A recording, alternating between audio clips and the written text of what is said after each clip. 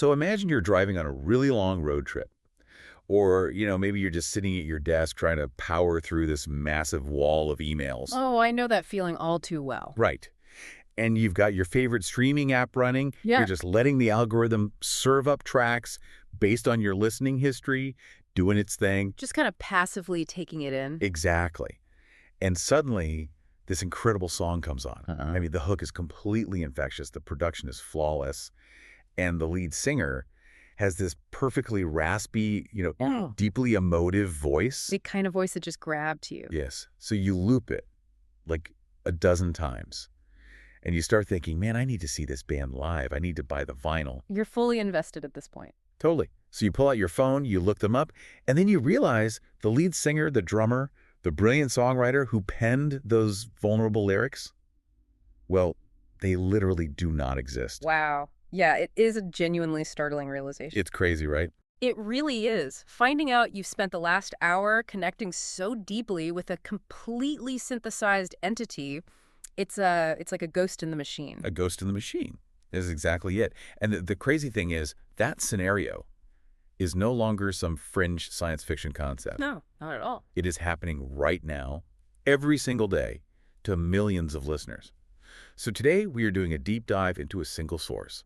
It's an article detailing Spotify's brand new, currently in beta, rollout of a feature specifically designed to separate human artists from artificial intelligence. Which is a massive undertaking. Oh, for sure. So the mission for us today is to explore how the AI boom is, silently reshaping exactly what you listen to and how platforms are desperately scrambling to categorize it all.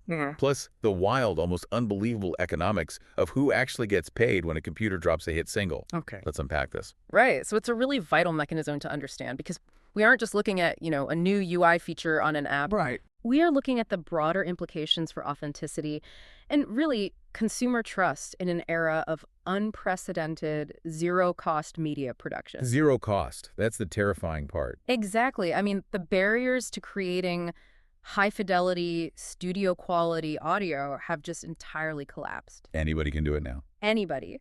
And the result is this absolute flood of content that forces us to question the very nature of what we are consuming. And more importantly, how the platforms we pay every month are managing that flood. Yeah, so to understand the solution Spotify is actually proposing here, we have to look at what they are building to address this volume of AI content. Which is the badge system, right? Exactly. They are rolling out something called the Verified by Spotify badge. It's slated to be available worldwide very soon. And the stated goal is to clarify what content is AI generated and what isn't, but their target metric is just wild. It is super ambitious. The company is aiming to verify more than 99% of the artists that listeners actively search for on the platform. 99%. Yeah. I mean, the criteria for getting that little badge is fascinating to me, just because of the logistical hurdles involved. Well, the logistics are a nightmare. I bet. To prove you are a human, Spotify is basically demanding an identifiable artist presence both on and off the platform. Right. They want to see a real footprint. Yeah. They are asking for verifiable concert dates, physical merchandise footprints, and linked, active social media accounts. And they have to audit all of that. Right. They're utilizing this mix of automated systems and manual human reviewers to audit the data. It honestly feels a bit like walking into a supermarket where 90% of the food is completely synthetic. Yeah. So the store has to slap this earth-grown sticker on a normal apple just so you know it actually came from the dirt. That is a great analogy. It's wild that we're at a point where we need proof of physical t-shirt sales and venue ticket stubs just to confirm that a band has a pulse. It really is. And the logistics of that verification process are staggering when you just consider the sheer volume of daily uploads. Right. There are thousands of songs uploaded every day. Tens of thousands. And it raises an immediate technical challenge. In 2026, it is trivial for an AI developer to auto-generate a fake Shopify merch store or spoof a social media presence. Oh, wow. Yeah, I didn't even think about that. Right. So Spotify's human reviewers are going to have to look for historical depth. They need to see an established footprint over time to weed out the really sophisticated fakes. That sounds incredibly labor-intensive. It is. But if we connect this to the bigger picture, we really have to scrutinize Spotify's public relations rationale for this move. In their press release, they explicitly stated their focus is on helping listeners build more meaningful connections with artists. Meaningful connections, which kind of implies that human connection is the core product they are actually selling, right? Exactly. What Spotify is essentially doing here is prioritizing market segmentation based on active fan interest. Okay, what do you mean by that? Well, by demanding to see concert dates and merch, they are acknowledging that the traditional bedrock of the music industry isn't just audio waves hitting an eardrum. Right, it's not just the sound. No, it's the thing that keeps premium subscribers paying $10 or $15 a month. It's the parasocial emotional relationship between fans and artists. It's that shared human experience. So the badge is just a tool to preserve that premium human-to-human relationship. Precisely. Okay, but I'm getting stuck on a massive contradiction here, though. What's that? If Spotify is putting all these resources into verifying humans to foster quote-unquote meaningful connections, you'd think they're trying to purge the platform of AI. You would think so, yes. But looking at the user data from the article, that's not happening at all. AI music isn't being banned, like, at all. No, not even a little bit. It's entirely permitted, it's freely uploaded, and it is fully monetized through Spotify's partner program. It is thriving. Thriving is putting it lightly. I mean, listeners are noticing that the Spotify algorithm itself is aggressively serving AI music to them. Yeah, the algorithm pushes it constantly. There's this one example in the source. Take a quote-unquote band called Funkorama. Oh, right, the funk band. Yeah. They produce funk and soul music entirely via artificial intelligence, and they are pulling in nearly 54,000 monthly listeners. Which is more than a lot of actual human indie bands. Exactly. And then there's an even bigger AI artist, Aventus. Aventus boasts over 210,000 monthly listeners. Wow. And they have this viral song called Me versus Me that recently crossed 10 million streams. 10 million. That is a massive hit. Right. So here's where it gets really interesting because I have to push back on the platform's PR motives here. Let's hear it. If Spotify is genuinely so concerned with authentic human connection, why is their own proprietary algorithm force-feeding us tracks from Aventus and Funkorama? That is the million-dollar question. Isn't this crackdown really just a clever categorization system? Like, they appease the human artists and the music purists by handing out shiny blue badges, but behind the scenes, they still get to profit off the infinite volume of AI content. You've hit on the exact architectural friction of the modern streaming model. It's brilliant on their part, honestly. Sneaky. It is. But to understand why a platform would operate this way, we really have to pull back the curtain on algorithmic optimization. We have to look at the distinct difference between active listening and passive listening. Okay, define the boundaries there. Right. How does the algorithm treat those two behaviors differently? Well, active listening is the behavior Spotify is trying to protect with that 99% verification goal. Okay. That is when you deliberately type a specific artist's name into the search bar, or you navigate to a specific album. You are engaging with a specific artistic vision. You're seeking out that human connection we talked about. Exactly. You want the human connection. Passive listening, though, is entirely different. Like when I just throw on a playlist? Right. That occurs when you select a mood, like a focus beats playlist or workout mix, and you just let the algorithm take the wheel for 3 hours. Oh, I do that all the time. We all do. But in those passive environments, the listener isn't seeking a parasocial relationship. They are seeking utility. They just want a vibe. Yeah, that makes sense. I mean, when I'm grinding through spreadsheets, I honestly don't care if the bass player has a pulse, just as long as the tempo keeps me focused. Precisely. And the algorithm is designed to optimize for engagement and retention.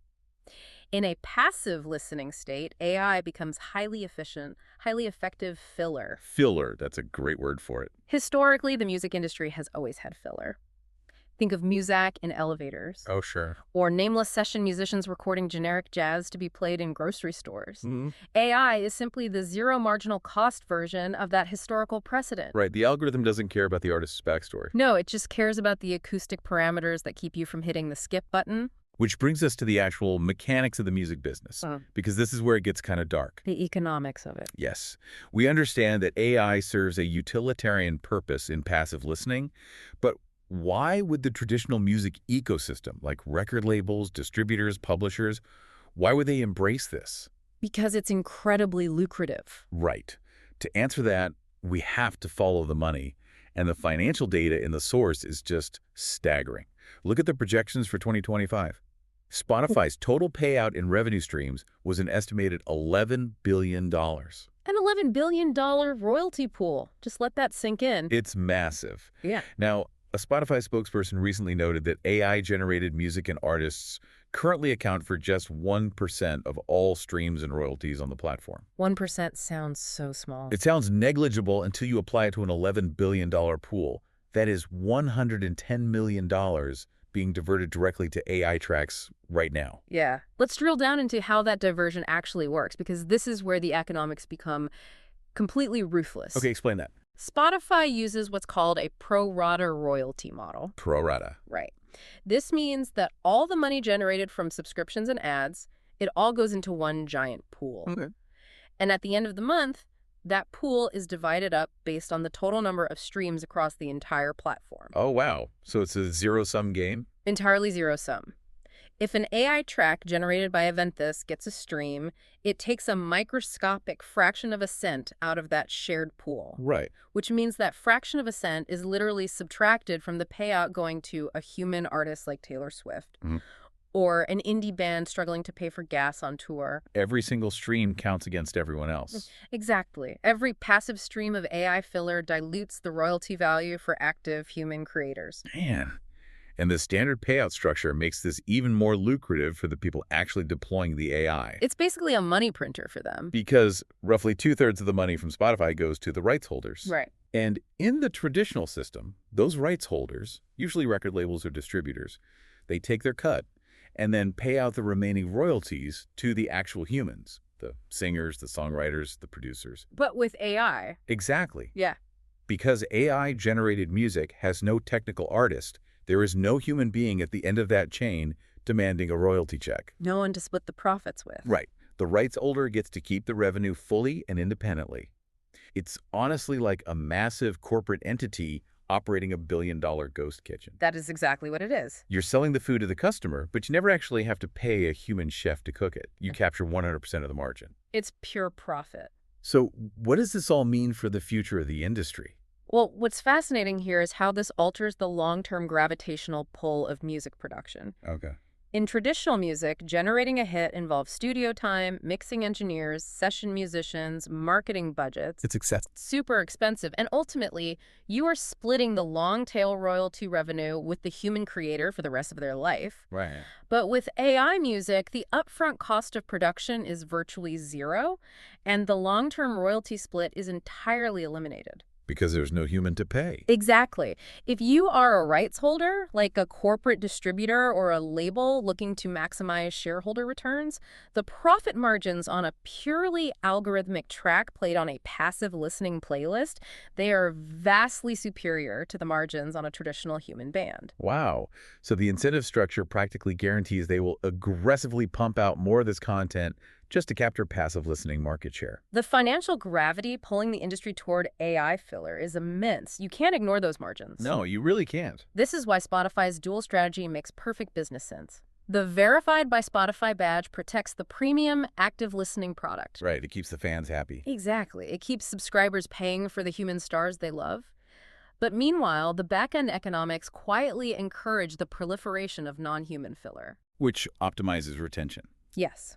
It optimizes retention on passive playlists and pads the margins for the rights holders.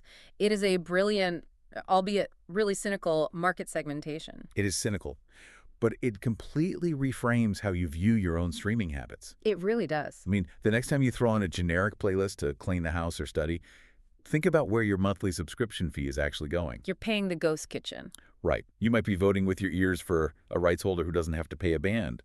You are an active participant in that $11 billion pro rata ecosystem. Whether you realize it or not. Exactly. Every time you let an algorithm run and it lands on Funkorama or Aventis, a fraction of a cent leaves the pool for human artists and validates that whole ghost kitchen economic model. It is a profound shift in cultural consumption. We are moving from a model where music was inherently a human-to-human communication to a model where a significant portion of music is simply acoustic data engineered for environmental utility. Engineered acoustic data, that sounds so dystopian. But the wild thing is, Sometimes that engineered acoustic data actually works on an emotional level. It does. It really does. And that leaves us with something deeply complex to consider. What's that? Well, we talked earlier about Spotify's stated desire to protect meaningful connections. And we talked about Aventhis achieving 10 million streams on their Hit Me versus Me. Right. 10 million. 10 million streams is a massive amount of human attention. It represents people playing that song in their cars, adding it to their breakup playlists, or letting it score a specific moment in their lives. People genuinely felt something while listening to it. Exactly, which raises an uncomfortable philosophical question for music purists. I'm listening. If an AI generates a song that perfectly captures exactly how you feel in a given moment, and you genuinely connect with it, if you cry to it, if you make it the defining soundtrack to your entire year, Yeah. and you later find out a human being never actually touched it, does that lack of a human creator invalidate the very real human emotion that you felt while listening?